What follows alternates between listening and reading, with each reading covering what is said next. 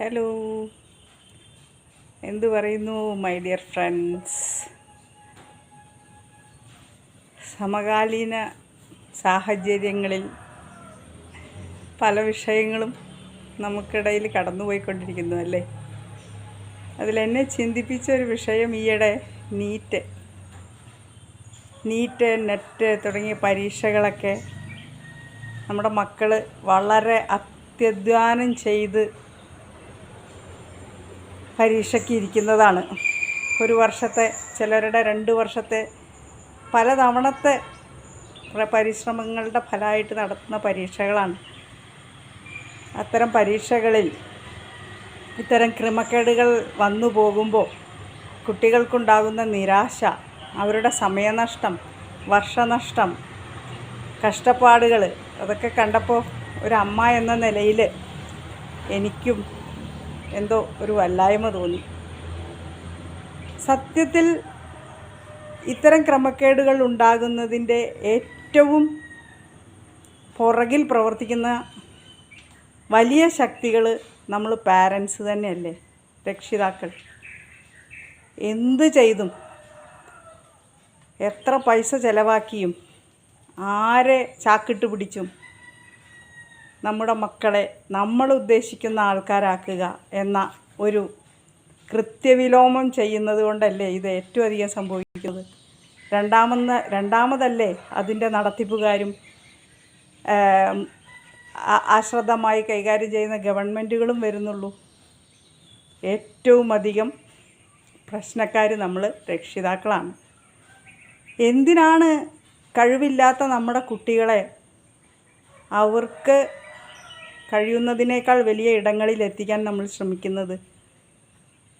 അവർക്ക് ആഗ്രഹമുണ്ടെങ്കിൽ, അവർക്ക് പ്രാപ്തിയുണ്ടെങ്കിൽ, അവർക്ക് തൻ്റെ ഇടമുണ്ടെങ്കിൽ, അവർക്ക് ആഗ്രഹമുണ്ടെങ്കിൽ അവർ ആഗ്രഹിക്കുന്നിടത്ത് അവരെത്തട്ടെന്നേ.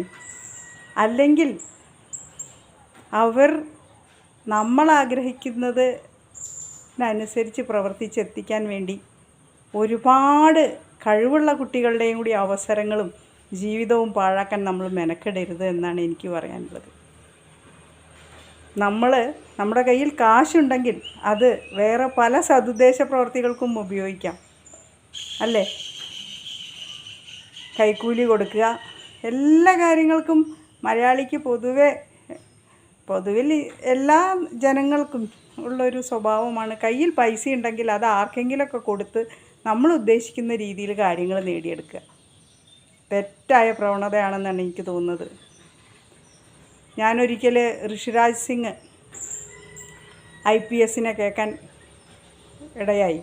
അദ്ദേഹം പറയുന്നുണ്ടായിരുന്നു, അദ്ദേഹത്തിൻ്റെ മകന് ഒരു IAS IPS ഉയർന്ന നിലകളിലോ ഒന്നും ആഗ്രഹമില്ല, +2 കഴിഞ്ഞ് പഠിക്കാൻ തന്നെ ആഗ്രഹമില്ല, ഒരു ആനിമേറ്റർ ആകണമെന്നാണ് ആഗ്രഹം.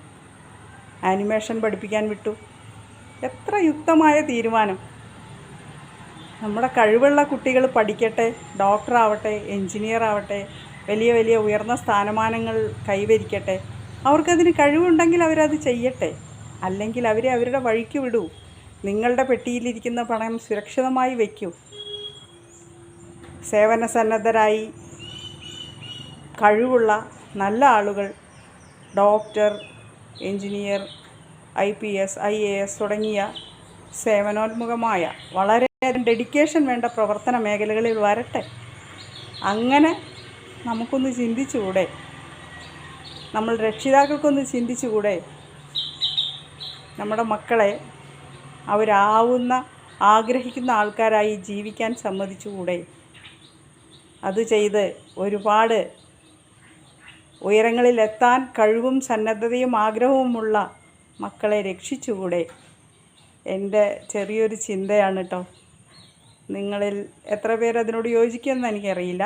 എങ്കിലും ഈ പുതിയ കാലഘട്ടത്തെയെങ്കിലും കഴിവിനും ചോദനയ്ക്കും ആഗ്രഹത്തിനും ഒക്കെ അനുസരിച്ച് മക്കളെ വളർത്താനും സമൂഹത്തെ സഹായിക്കാനും നമ്മൾ രക്ഷിതാക്കളും കൂടി തയ്യാറാവണം എന്ന് മാത്രമാണ് എനിക്ക് പറയാനുള്ളത്. ഈ വിഷയത്തിൽ നിങ്ങളുടെ അഭിപ്രായം പ്രതീക്ഷിക്കുന്നു. വീഡിയോ ഇഷ്ടമായെങ്കിൽ ലൈക്ക് ചെയ്യുക, ഷെയർ ചെയ്യുക. ഓക്കെ സുഹൃത്തുക്കളെ,